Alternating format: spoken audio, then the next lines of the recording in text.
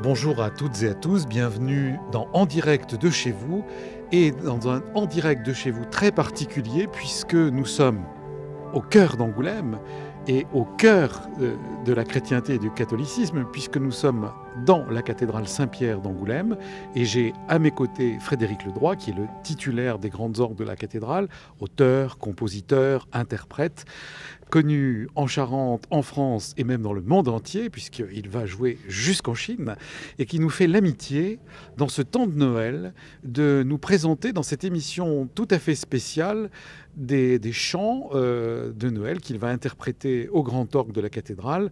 Donc je le remercie en votre nom, en mon nom, en celui de la radio, de nous accorder ce temps qui est à la fois de la découverte et puis pour certains même de la prière, et en tout cas un bon moment pour ce temps, cette semaine de Noël. Bonjour Frédéric. Bonjour Jean-Michel. Pour moi, c'est toujours une joie d'aborder ce répertoire. C'est un répertoire qui est à la fois léger, qui peut être profond et qui est vraiment différent d'un pays à l'autre. Là, par exemple, je vais commencer par vous jouer un Noël de Dandrieux.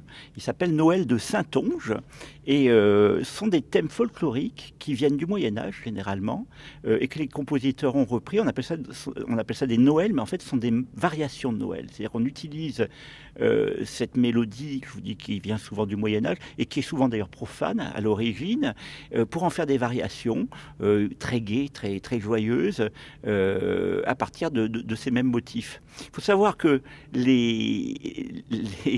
une petite anecdote amusante, mais c'était mon prédécesseur qui me racontait ça, même au début du XXe siècle. Il était interdit aux organistes de jouer ces Noëls en dehors de la période de Noël, parce qu'il paraît que ça attirait les poivreaux.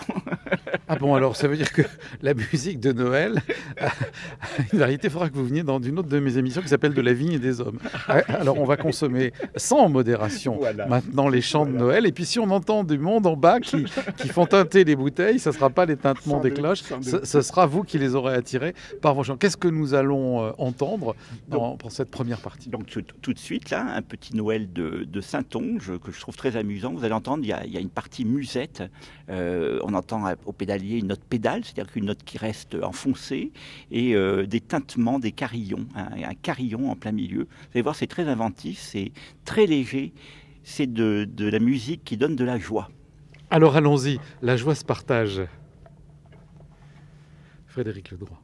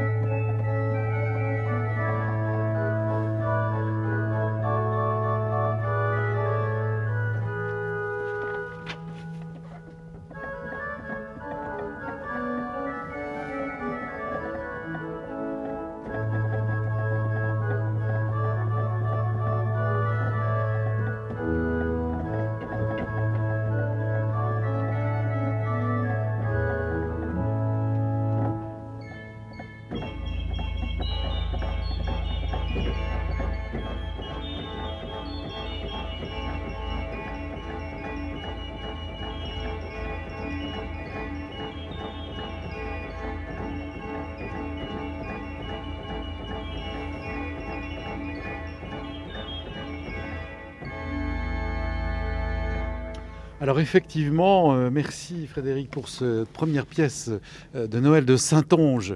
On sent peut-être les pastoureaux qui courent dans les champs. Enfin, Oui. qu'est-ce que ça évoque? Parce que souvent on dit ah ben tiens la flûte nous joue ça, c'est un insecte. Et là, qu'est-ce que vous ressentez vous à jouer ça?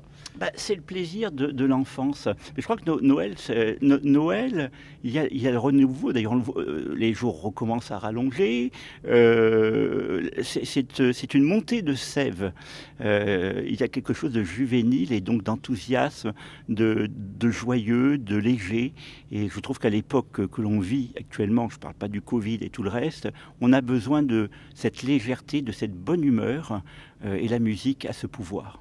Oui, c'est vrai que c'était très sautillant, joyeux et qu'on a envie de suivre. Et ça ne m'étonne pas, comme vous nous disiez tout à l'heure, que des gens aient été attirés par cette musique à une époque où on n'avait pas, évidemment, la musique dans les oreilles toute la journée. Oui, oui, oui. Et oui, c'est vrai qu'il n'y avait pas le concert, comme on le connaît comme ça dans les églises. Il n'y avait pas de disque. On ne pouvait trouver la musique qu'en vrai. Et c'est vrai que quelque part, ça remplace un bon feu de cheminée. Alors ça crépite tout pareil. Voilà. Vous disiez tout à l'heure que souvent, ces Noëls étaient pas des Noëls, c'était des chants profanes, c'était du régionalisme, on dirait aujourd'hui. Est-ce qu'on sait comment ça se fondait? C'était des gens qui jouaient ça avec une vielle pour des mariages ou pour faire danser les gens dans les villages, puisque comme nous Oui. disions à l'instant, il n'y avait pas de musique dans les MP3, dans les téléphones, dans les appareils superbes et les choses connectées. Il y avait, parce que souvent on oublie ça, que quand on dit ben, Louis XIV, ils écoutaient la musique très fort, mais il faut savoir qu'il n'y avait pas de musique. Donc quand on l'écoutait, on voulait en prendre plein les oreilles. Est-ce que ça tient de cette partie-là? À mon avis, il y avait beaucoup plus de musique qu'aujourd'hui. Je veux dire de la vraie musique, c'est la musique C'est-à-dire en vivante. live, comme on Voilà, dirait aujourd'hui. Quelqu'un qui jouait partout. Voilà. Et en même temps, ces thèmes populaires, ça vient des trouvères, des troubadours. C'était une manière de colporter aussi des informations, des messages, des plaisanteries, quelquefois un peu grivoises certainement. Et puis bon, ça a été récupéré, mais vous savez que même les luthériens, eux, ils ont récupéré, par exemple, notre propre musique religieuse, hein, le Veni Creator, des tas de chants grégoriens. À l'époque, il n'y avait pas la SACEM, il n'y avait pas les droits d'auteur. Un musicien, un compositeur, c'était un artisan. En fait, il venait, il présentait son ouvrage et c'était repris à n'importe quelle sauce. Et finalement, c'était pas mal du tout. La musique vivait sa vie et l'intuition de l'auteur continuait par d'autres chemins. Oui, il y avait... D'ailleurs, pour vous donner un exemple, Jean-Sébastien Bach, très souvent, ses manuscrits ne signaient même pas son œuvre. C'est-à-dire qu'il écrivait simplement Deo Gratia, à la gloire de Dieu. Simplement. Formidable.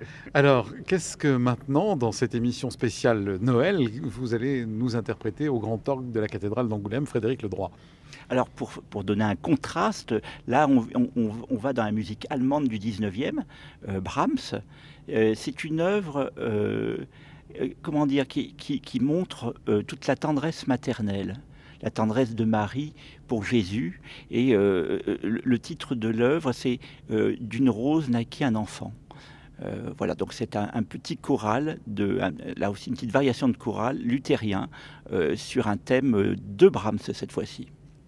On vous écoute, Frédéric.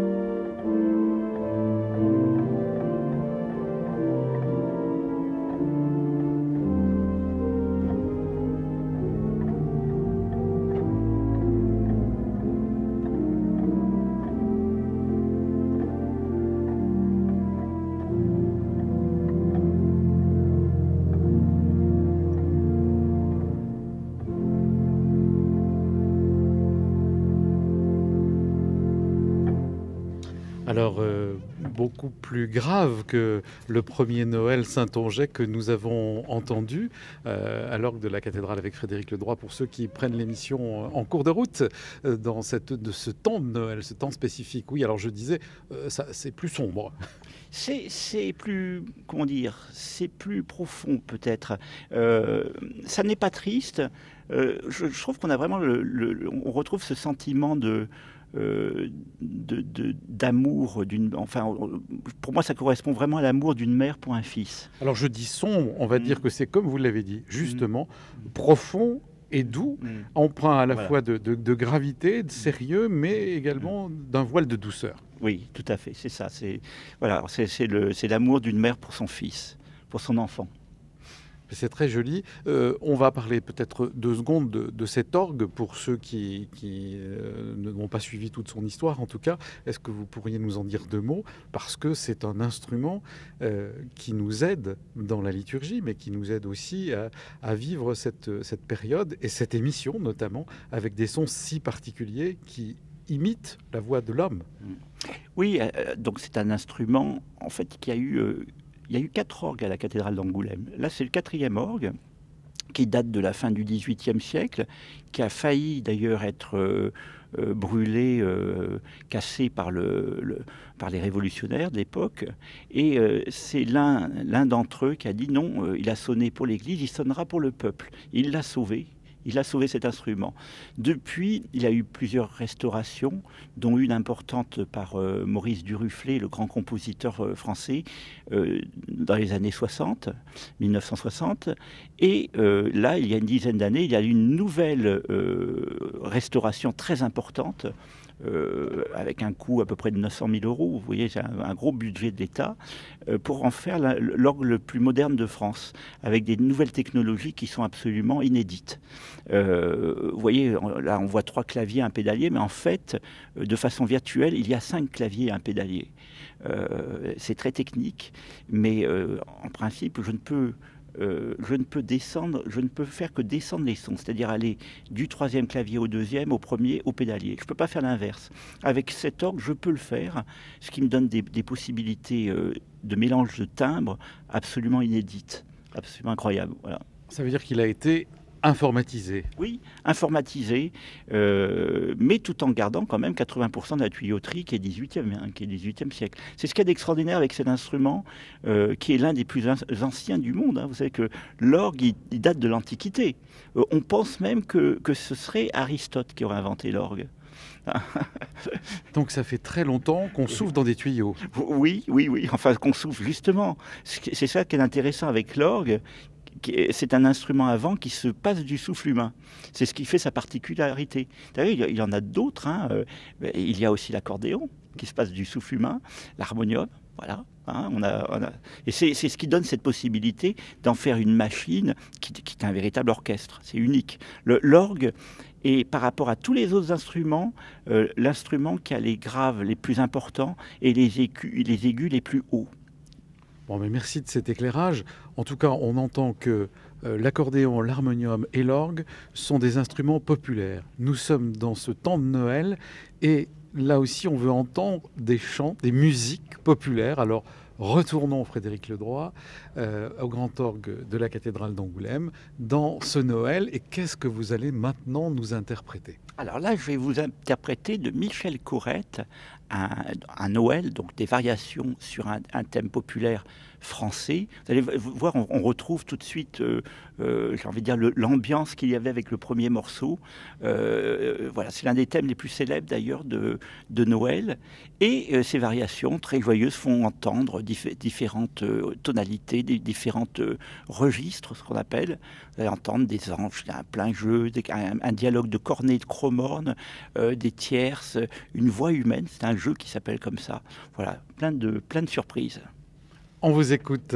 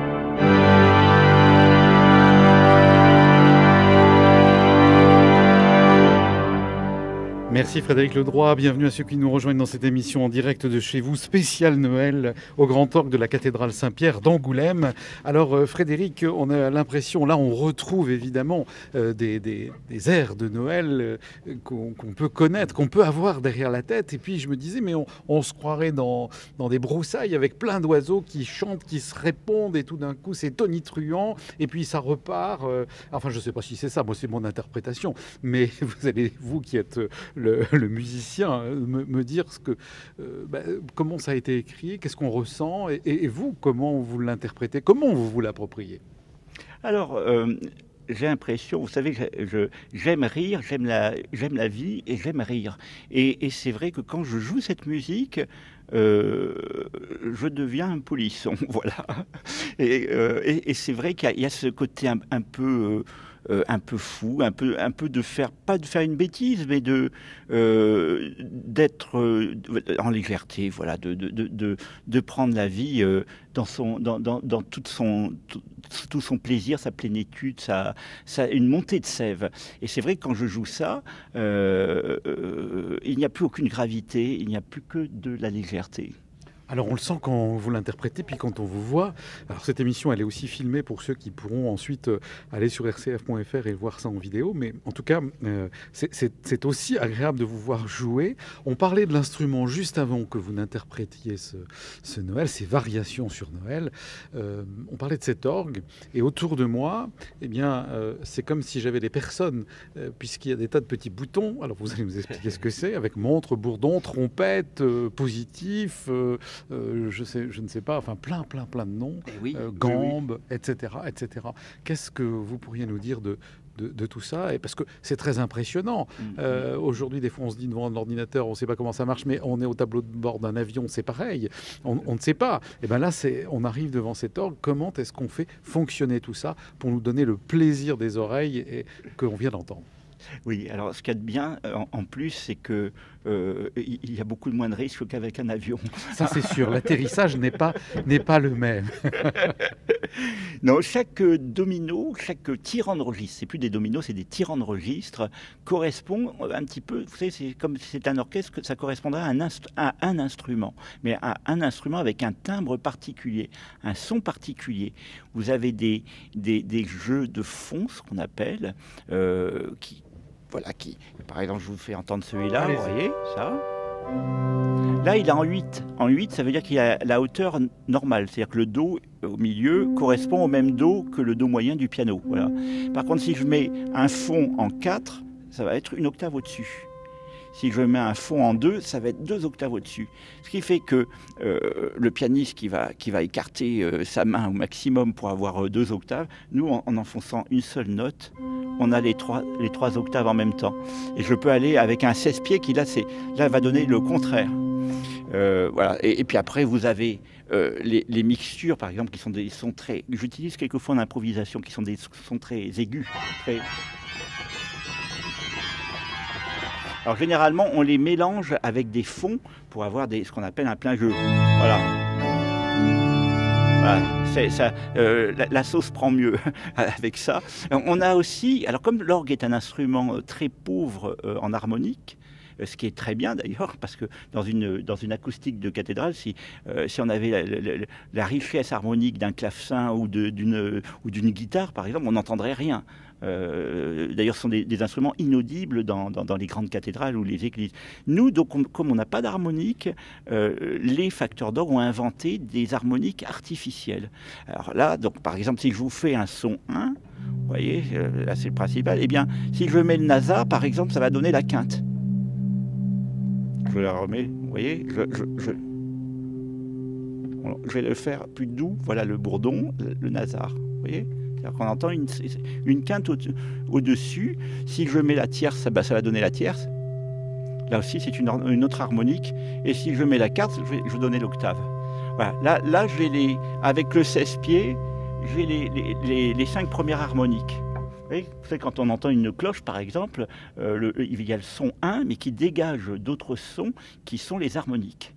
c'est la même chose. Hein. Ça se répond et ça se répand. Oui. J'ai vu, je crois, sur un des boutons, l'arigot, c'est ça? Voilà. Est-ce que c'est tire l'arigot? Que... Alors, mais sans doute que l'expression voilà. veut dire quelque chose. C'est pour ça, ça m'a hein, étonné. Parce que le larigot, en fait, c'est une flûte du Moyen-Âge. Mais nous, ça ne correspond absolument pas à l'instrument du Moyen-Âge, même si c'est très aigu. Écoutez, je sais qu'avec mes vieilles oreilles, j'arrive même plus à entendre les sons complètement aigus. Vous voyez? Ah oui, c'est très aigu. On se croirait à écouter des sons pour voir si nos oreilles fonctionnent correctement. Oui, alors voilà, ça m'a permis de savoir que mes oreilles ne fonctionnent plus du tout correctement, parce que là, vous voyez, j'entends, et à partir de là, j'entends plus rien du tout. Bien, alors je vous ai fait tirer l'arigot. Alors maintenant, on va reprendre le cours de notre émission autour des chants de Noël, Frédéric Ledroit. Mais c'est important qu'on sente un peu cet instrument vibrer. Peut-être que je vais vous faire entendre quand même les sons les plus graves, parce que là, vous avez des infrasons. Je vais vous faire entendre ce son-là. C'est quand même, vous voyez, avec là, je ne sais pas si vos micros... Ah oui, mais ça vibre. Là c'est ça vibre, effectivement. C'est vraiment des infrasons. Voilà. Et puis, pour m'amuser, je vais vous faire le démarrage d'une Ferrari. C'est toujours dans l'esprit de Noël. Donc, elle est froide un peu. Vous voyez, elle commence à chauffer. Et puis, elle va s'en aller très vite.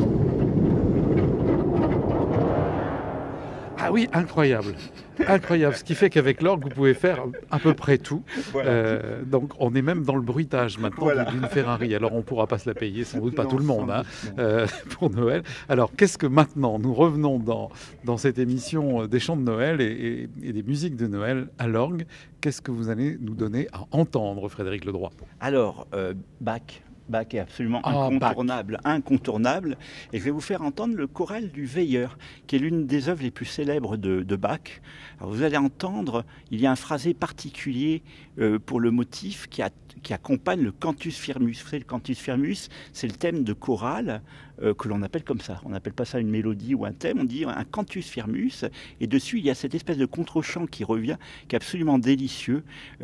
C'est une œuvre en trio. C'est-à-dire que c'est 3 parties complètement indépendantes. La main droite qui est sur un clavier, la main gauche qui donne le thème qui est sur le 2e clavier, avec une voix humaine. C'est un jeu spécifique qui est mélangé avec un tremblant, donc qui donne quelque chose de très vivant, et à la pédale, une pédale complètement indépendante du reste. Voilà. On vous écoute, Frédéric.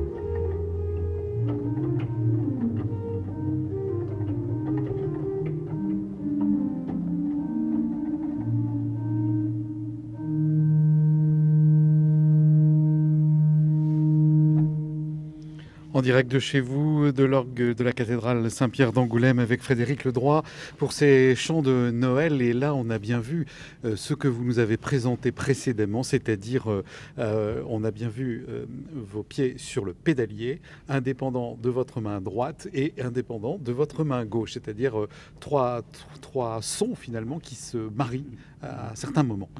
Oui, oui, tout à fait. C'est l'indépendance des mains, des pieds. C'est ce qui permet de faire une polyphonie absolument époustouflante, hein, puisqu'il n'y a pas d'autres instruments actuels qui permettent de pouvoir déployer une symphonie de voix, de dialogue, d'indépendance. C'est vraiment unique dans la facture instrumentale.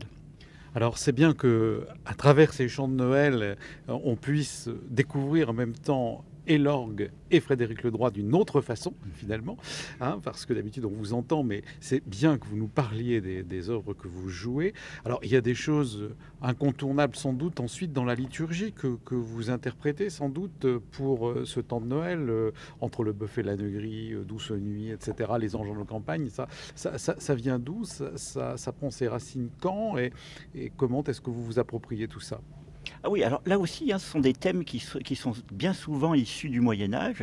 Alors là, les anges dans nos campagnes, il est né le divin enfant, enfin, sont des chants que l'on fait traditionnellement pour la messe de Noël et pour même après, hein, pour l'épiphanie. Et moi, c'est vrai que ça m'arrive assez souvent d'improviser d'ailleurs sur ces thèmes. Là aussi, ce sont des thèmes vivants qui peuvent se développer, qui peuvent très bien être utilisés avec un langage actuel. Est-ce qu'au pied levé, on peut vous demander une petite impro sur un de ces chants? Oui, alors il faut que j'ai un thème en tête. On va faire quoi? Je ne sais pas, je vous pose une colle. On n'est pas obligé, hein, on n'est pas obligé. C'est parce que ça me vient comme ça en écoutant l'émission, en faisant l'émission. Et comme je sais que vous êtes tout à fait capable de le faire, c'est juste pour le plaisir, j'allais dire. Voilà. Comme ça, on vous pose une petite colle. Voilà. Je vais essayer de mais c'est pas pour vous coller, c'est pour que chacun se dise moi aussi, comme le maestro, peut-être que je vais faire des erreurs, mais ça n'est pas grave, c'est la magie de Noël. Merci Frédéric en tout cas. C'est une improvisation, donc une improvisation, il n'y a pas de faute de notes, puisque c'est libre, c'est complètement libre. Bon, alors je vais faire, allez sur la trompette, la bombarde. Allez.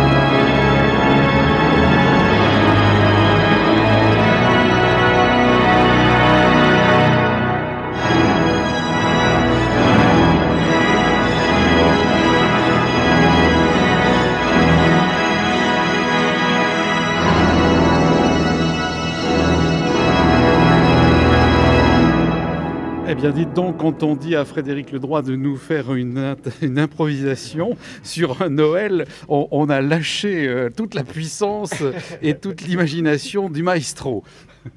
Oui, oui, tout à fait. Ça doit être un festin complet.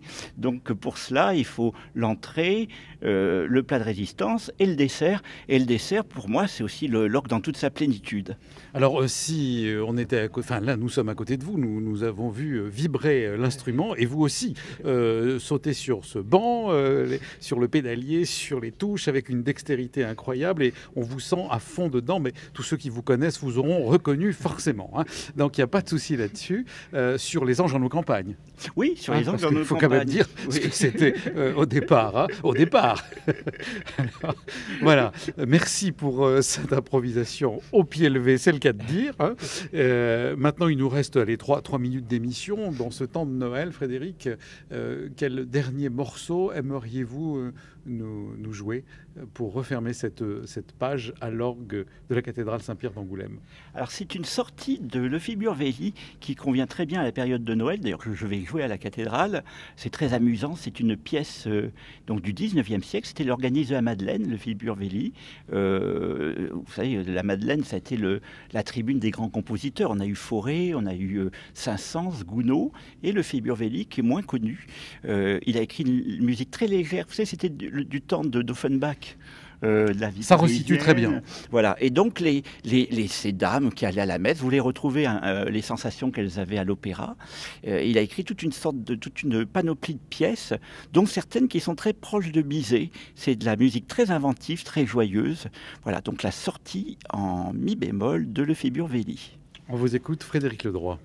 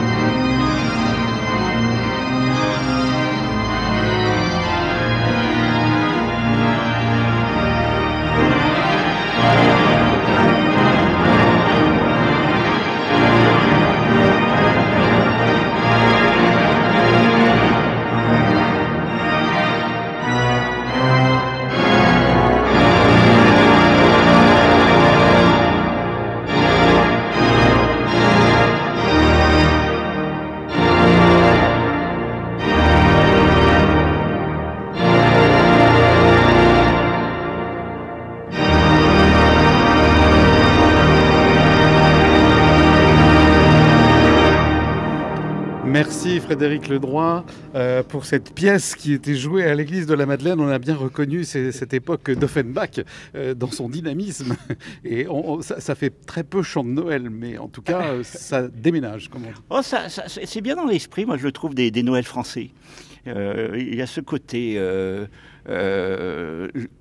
enfance, joie, légèreté. Ça virevolte. Voilà, ça virevolte. Innocent et en même temps plein de lumière et d'espérance. Eh bien, c'est par ces mots que nous allons terminer. Lumière, espérance et joie dans des temps pas toujours faciles. On vous souhaite à tous un joyeux Noël et je vous dis à la semaine prochaine pour une autre émission d'En Direct de chez vous. Au revoir, cher Jean-Michel. Au revoir, Frédéric.